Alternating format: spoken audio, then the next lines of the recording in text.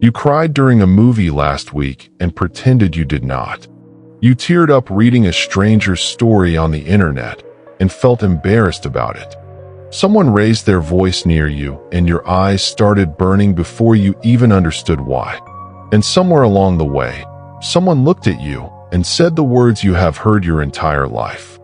You are too sensitive. But here is what psychology actually says about people who cry easily. It is not what anyone told you. Part 1.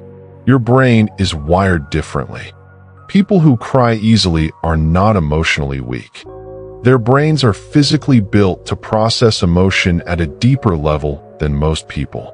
When something emotional happens, most brains register it, respond briefly, and move on.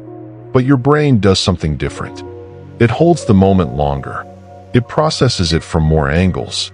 It connects it to memories, meaning, and identity before it lets go. This is not a choice you are making. This is how your nervous system is structured. About 20% of people are born with a trait psychologists call sensory processing sensitivity. It means your brain takes in more information from the world around you and processes it more thoroughly than the average person. You are not overreacting. You are overprocessing. Part 2. Why a movie can make you cry, but not the person sitting next to you. You have probably been in this situation. You are watching a movie with someone. A character loses someone they love. Your eyes fill up. You glance sideways. The person next to you looks completely fine, and you wonder what is wrong with you. Nothing is wrong with you. Your brain has what scientists call hyperactive mirror neurons. These are the cells in your brain that allow you to feel what another person is feeling. Most people have them. But in people who cry easily, these neurons fire harder and faster. You are not just watching a character on screen. Your brain is simulating their pain in your own body as if it were happening to you. That is why a sad song can hit you like a punch in the chest. That is why reading about a stranger's loss can bring you to tears at your desk. Your brain does not know the difference between their pain and yours. It feels everything as if it were personal. Part 3. The real reason people told you to stop crying. Here is something nobody tells you. When someone says you are too sensitive, they are not making a diagnosis. They are expressing discomfort. Your emotions make them uncomfortable because most people are not equipped to handle the depth of feeling you carry. It is easier to say stop crying than to sit with someone who is feeling something deeply. It is easier to say toughen up than to admit that they do not know how to respond to genuine emotion. The problem was never your tears. The problem was that the people around you did not know what to do with them. And over time, you internalized their discomfort as your own flaw. You started apologizing for crying. You started hiding in bathrooms.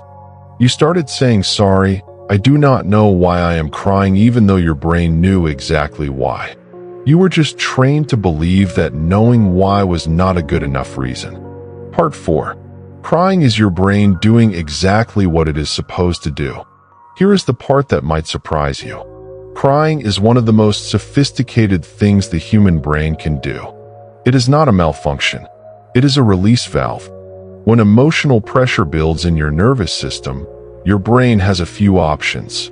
It can store the pressure and let it build into anxiety. It can convert the pressure into anger.